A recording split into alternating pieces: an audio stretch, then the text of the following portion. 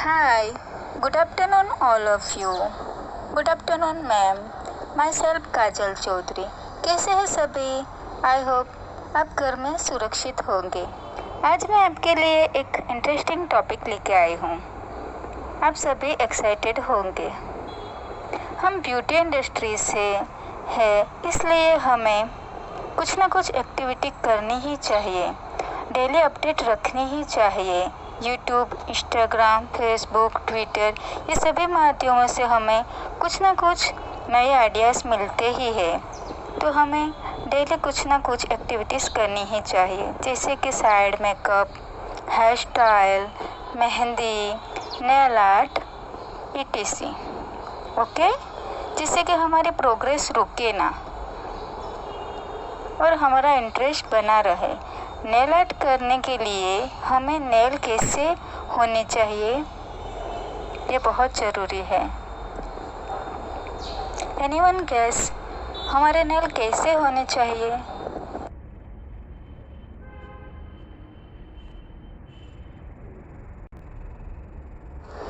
हमारे नेल कैसे होने चाहिए? Anyone guess? कोई बता सकता है हमारे नेल कैसे होने चाहिए? हमारे नेल हेल्दी होने चाहिए, शाइनी होने चाहिए, पिंक कलर के होने चाहिए, उसकी जो फ्री एज है वो वाइट कलर की होनी चाहिए. जैसे कि हम फ्रेंच मैनिक्योर में करते हैं, नेचुरल नेल रहते हैं, वैसे हमारे नेल होने चाहिए. हमारे नेल की हमें प्रॉपर केयरिंग करनी चाहिए और हमें बेसिक नॉलेज भी होना चाहिए. इसलिए आज मैं आपके लिए नेल एनाटॉमी का टॉपिक लेके आई हूँ. Introduction of nail. नेल का टेक्निकली नेम है ओनिक्सी. ONYX. ओनी. नेल का टेक्निकली नेम है ओनी.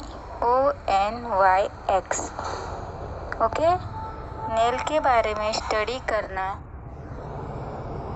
या अभ्यास करने को ओनिक्सोलॉजी कहते हैं.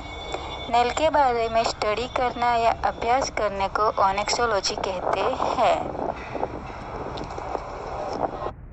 थर्ड, ओनिकोग्राफी को बीटल नेल भी कहते हैं, जो वन टाइप हैबिट है. हम माउथ से नेल को ईटिंग करते हैं, वो हमारी एक हैबिट होती है जिससे हमें ज़्यादा नुकसान होता है और इसकी वजह से हमारे नेल में डिसीज़ और डिसऑर्डर्स होते हैं. उसे हम ओनिकोलॉजी कहते हैं, बीटल नेल भी कहते हैं.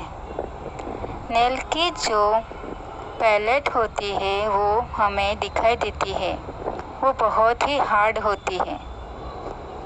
फिफ्थ, नेल केराटिन से बना होता है और फाइबर प्रोटीन से भी बना होता है.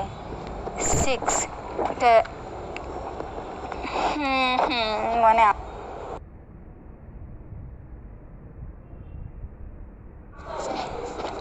नेल ग्रोथ प्रतिदिन 0.1 mm बढ़ता है और महीने में 3 या 4 mm बढ़ता है. किसी भी कारण से नेल में डिसीज़ या डिसऑर्डर हो जाए तो पूरा नेल निकल जाए, ऐसी कोई प्रॉब्लम हो जाए तो 6 मंथ के बाद नेल कम्प्लीटली बढ़ जाता है. हमें इंट्रोडक्शन में 3 चीज़ों का ज़्यादा ध्यान रखना चाहिए, क्योंकि वो एग्ज़ाम में ज़्यादा क्वेश्चन आते हैं. एक, नेल का टेक्निकली नेम ओनी है, ONYX. नेल के बारे में जो स्टडी करते हैं उसे ओनिक्सोलॉजी कहते हैं. नेल के बारे में जो हम स्टडी करते हैं उसे ओनिक्सोलॉजी कहते हैं. ओनिक्सोलॉजी कहते हैं. नेल के अभ्यास को ओनिक्सोलॉजी कहते हैं. और नेल में जो डिसीज़ और डिसऑर्डर्स होते हैं उसे ओनिकोग्राफी कहते हैं. जैसे कि बीटल नेल, हमें एक वन टाइप हैबिट होती है कि जिससे हमारे नेल रफ हो जाते हैं, ख़राब हो जाते हैं, नाखूनों में कमी आ जाती है और बिटन नेल हो जाते हैं, उसे हम ओनिकोग्राफी कहते हैं। नेल प्रतिदिन 0.1 mm बढ़ता है और महीने में 3.3 से 4 mm बढ़ता है।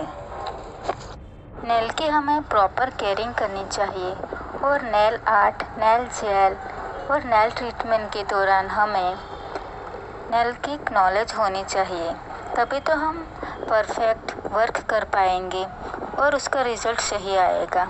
और नेल के लिए नेल डाइट सही होनी चाहिए, न्यूट्रलाइज़र सही होना चाहिए, पानी की मात्रा सही होना चाहिए और हमें परफेक्ट केयरिंग होनी चाहिए और नॉलेज भी होना चाहिए।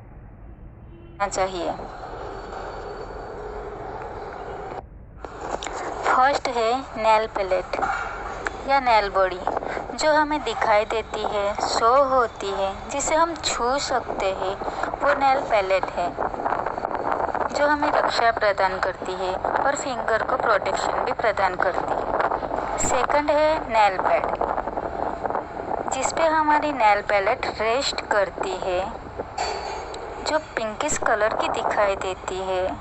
नेल पैलेट का नीचे का जो पार्ट है उसे नेल बेड कहते हैं। अब थर्ड वन है नेल क्यूटिकल। क्यूटिकल स्किन को और नेल को रक्षा प्रदान करता है। क्यूटिकल स्किन और नेल के बीच में बैरियर का काम करता है और एक सुरक्षा प्रदान भी करता है। कभी कभी क्या होता है, हमारे नेल में डिसीज और डिसऑर्डर्स होते हैं, उसकी वजह से हमें बहुत सारी प्रॉब्लम्स होती है, मगर क्यूटिकल ज़्यादातर वो प्रॉब्लम्स को दूर कर देता है। मगर क्यूटिकल ज़्यादा नहीं होने चाहिए, उसे क्लीन भी करना चाहिए हमें।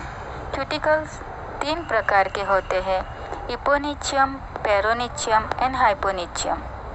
क्यूटिकल 3 प्रकार के होते हैं, इपोनिचियम, पेरोनिचियम एंड हाइपोनिचियम, क्योंकि हमारे स्टडी में 2 ही प्रकार के हैं क्यूटिकल्स, इपोनिचियम एंड पेरोनिचियम। 2 ही पार्ट्स को ज़्यादा इम्पोर्टेंस दिया गया है, मगर आपकी जानकारी के लिए पेरोनिचियम के बारे में मैं थोड़ा बता दूंगी। इपोनिचियम जस्ट लुलुना फिंगर के स्किन के पास पाया जाता है। जो हमारी लुलुना होती है, जो हमारी फिंगर्स होती है, स्किन जो होती है हमारी, उसके पास जो हाफ राउंड शेप में होता है, वहीं पे इपोनिचियम क्यूटिकल जमा होता है। ओके। पेरोनिचियम, पेरोनिचियम नेल की दोनों साइड्स पे वॉल के पास होता है, उसे पेरोनिचियम कहा जाता है। हाइपोनिचियम, हाइपोनिचियम फ्री एज होती है, जो वाइट कलर की, जो हमारे नाखूनों के बाहर जो बढ़ता रहता जो पार्ट है, उसे हम फ्री एज कहते हैं, फ्री एज कहते हैं। उसके नीचे जो बीच में जो पाया जाता है, उसे हाइपोनिचियम क्यूटिकल के नाम से जाना जाता है। ओके। क्यूटिकल 3 प्रकार के होते हैं, इपोनिचियम, पेरोनिचियम एंड हाइपोनिचियम। आप ये ध्यान रखो कि जो लास्ट में आता है वो इपोनिचियम, जो ऊपर की साइड आता है वो हाइपोनिचियम और जो बीच में आता है वो पेरोनिचियम। इपोनिचियम जस्ट लुलुना फिंगर के पास होता है। पेरोनिचियम नेल के साइड वॉल के पास होता है एंड हाइपोनिचियम फ्री एज के नीचे होता है। ओके, समझ में आ गया सबको? लुलुना नाखूनों के आधार पर पाई जाने वाली सफ़ेद आधे चांद के आकार वाली सुरक्षा रचना है। मीन्स कि लुलुना, एक हम सिंपली भाषा में बोलूँ तो लुलुना हमारे नाखून में जो स्किन होती है, उसके पास जो हाफ मून शेप में जो दिखाई देने वाली जो संरचना है, उसे हम लुलुना कहते हैं। ओके। मैट्रिक्स मीन्स जो लुलुना है उसके सेंटर में जो क्यूटिकल के नीचे जो स्थिर नाखून का क्षेत्र है उसे हम मैट्रिक्स के रूप में जानते हैं। मैट्रिक्स नेल का सबसे मेन पार्ट है। मैट्रिक्स दो प्रकार के होते हैं, एक सेटेरियल मैट्रिक्स जो बहुत दृढ़ होता है और एक जर्मिनल मैट्रिक्स जो बहुत शिथिल होता है। मैट्रिक्स लुना के सेंटर में होता है, वो ब्लड वेसल्स के साथ होता है। मैट्रिक्स के वजह से नाखून हमारा बढ़ता रहता है। ओके, समझ में आ रहा है सबको? मैट्रिक्स लुना के सेंटर में होता है। क्यूटिकल्स के नीचे नाखून का एक क्षेत्र जिसे हम मैट्रिक्स के रूप में जानते हैं। मैट्रिक्स लुना तक फैली हुई होती है और मैट्रिक्स से नाखून बढ़ता रहता है। मैट्रिक्स दो टाइप के होते हैं, सेटेरियल मैट्रिक्स जो एक दृढ़ता होता है और जर्मिनल मैट्रिक्स जो शिथिल होता है, और फ्री एज। अब हम फ्री एज के बारे में बात करेंगे। फ्री एज नेल का वो पार्ट है जो आगे से बढ़ता रहता है, जो बाहर दिखाई देता है, जो शो होता है, इसे हम फ्री एज कहते हैं। वो हमें बाहरी त्वचा से रक्षा प्रदान करता है। पता है ना, मैंने पहले बताया आपको कि हाइपोनिचियम जो क्यूटिकल होता है वो फ्री एज के नीचे रहता है। ओके, आपको दो चीज़ें क्लियर हो गई। नाखून का जो बाहर का हिस्सा है, जो पार्ट बढ़ता रहता है, उसे हम फ्री एज कहते हैं।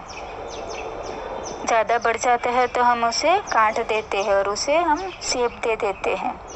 उसके नीचे जो रहता है उसे हम हाइपोनिचियम क्यूटिकल